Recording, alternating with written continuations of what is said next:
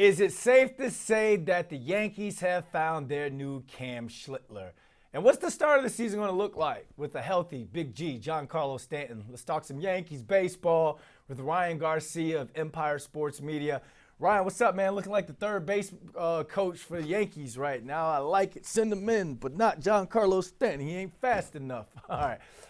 Appreciate you hopping on, my man. Let's get straight into it because there's a viral video out there of the Yankees' top pitching prospect, Carlos Lagrange, throwing some heat, striking out the captain, Aaron Judge. I believe it was 102.6 he was clocked at.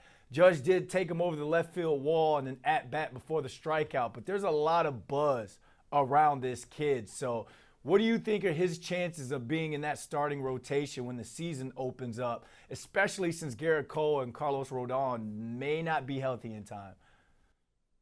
So I do think Lagrange is going to need a little more seasoning in the minor leagues. So I don't think he'll make the rotation out of spring training, but I think he could be a fast mover, Brandon. I mean, his stuff is electric. He's sitting 98.5 miles per hour in the four-seam fastball last year. There are only 4 starting pitchers in the history of the pitch tracking era who have thrown as many innings as Lagrange in the big leagues in a season and sat higher than 98.5. So just think about that. This guy's an outlier in terms of starting pitching velocity. His sweeper and slider, 2 different breaking balls, they both registered whiff rates at or above 40%. And the pitch I think not enough people are talking about is his changeup. It sits 91 miles per hour. His changeup is a lot of people's fastballs, and that pitch also generated a lot of swings and misses as well. Very excited about what he could be in 2026. So you're saying he may have to go back to the minor league, get a little Adobe seasoning on him. So how long do you think until he's called up to the show? Well, I love the comparison to Cam Schlittler because I think that we're going to see that similar timeline where maybe an injury pops up midway through the season, and around that All-Star break, the Yankees call up Lagrange, and he ends up bringing some serious heat to this rotation. All right, so what's another storyline out there, or who's a player that we're not talking about enough, but we will soon? Well, I'm going to point to fellow pitching prospect Ben Hess. He was also in Double-A with Lagrange last year. I think he's a little bit further behind than Lagrange. He doesn't have that top-level stuff, but he's got a deceptive release point that creates some weird angles for hitters. He's got a really good feel for a curveball. He's got a nice changeup shape, started throwing a sweeping slider as well. I wouldn't be surprised if we saw him in the big leagues this year, and I think he's flown under the radar on a lot of prospect lists. He is very, very enticing, and he's someone who I would keep tabs on throughout spring training. All right, the Yankees running it back with a bunch of the players, pretty much the same roster as last year, but this year they're going to have Big G healthy on opening day. So what do you think that early impact on the season is going to be, having Giancarlo Stanton healthy and on this roster at the start of the season?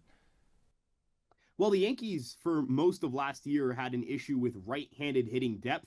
Giancarlo Stanton is their second best right-handed hitter behind Aaron Judge, so it's important to have him for the start of the year because it puts less pressure on the lefties in the lineup, such as Ben Rice or Jazz Chisholm, Trent Grisham, guys of that nature, to have to hit third or fourth against tough left-handers. Look, your division has it has Garrett Crochet, it has Ranger Suarez on the same team in Boston. If you look at the Tigers, they've got Framber Valdez and Tarek Skubal. There are some really good left-handed starting pitchers in the American League. It's important to have that big right-handed presence in Giancarlo Stanton.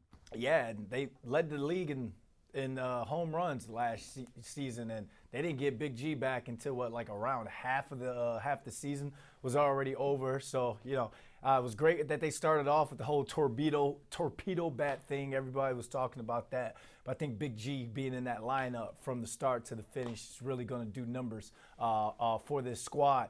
I want to talk about the captain, man, because I feel like Aaron Judge is starting to feel that pressure of, I'm getting up there in age and I need to win a championship in the Bronx. And, a red flag kind of popped up for me because when he said that it was brutal to pretty much watch stars sign with other teams at the start of free agency and the Yankees do nothing, that kind of alarmed me a little bit. But then Colin Cowherd came out and said the Yankees need to take a look in the mirror. So let's watch what Cowherd said, and then I want to get your response to both Aaron Judge and Colin Cowherd. You have to self-audit all the time. The Yankees do not self-audit. They don't look themselves in the mirror. So it used to be the Yankees were the most aggressive team in baseball. Now they're not the most aggressive team in their own division. That's Toronto. Or even in their city, that's the Mets.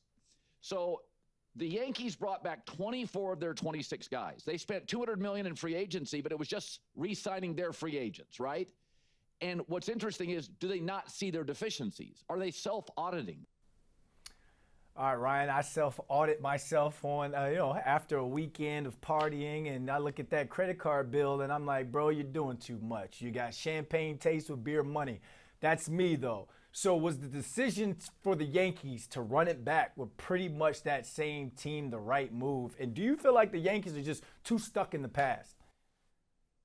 Yeah, so on the offensive side of the ball, the question I often ask is, what should they have done differently? In center field, I think they need a center fielder. I'm not sure trading for Luis Robert makes them better or worse than ending up with Trent Grisham. Also not sure if you could have topped the offer the Mets made. The White Sox seem to really like Luis Angel Acuna.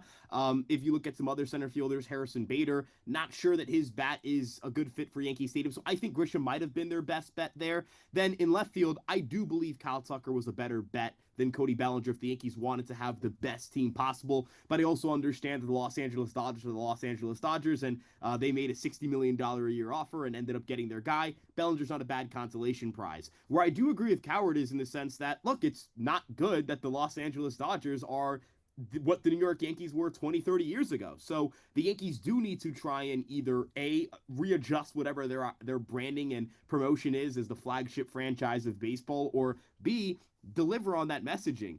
A lot of people who have watched the Yankees grew up on this idea that they spend more than everybody else, that players want to go there, and that they're going to be after everyone. Those things just aren't true anymore. And again, it either needs to be them admitting that and being honest about it, or changing their actions and acting like the Los Angeles Dodgers. At the end of the day, I know how Steinbrenner's talked about you don't need a $300 million payroll to win. The most sustainable way to win so far has been being the Los Angeles Dodgers, throwing just gobs of money and spending over all your deficiencies. This team should be a good team, but you prefer to be the Dodgers. Yeah, they can change up the no beard rule. They can change up the way they chase championships. That's how I feel. Coach Garcia, appreciate you hopping on with us, man.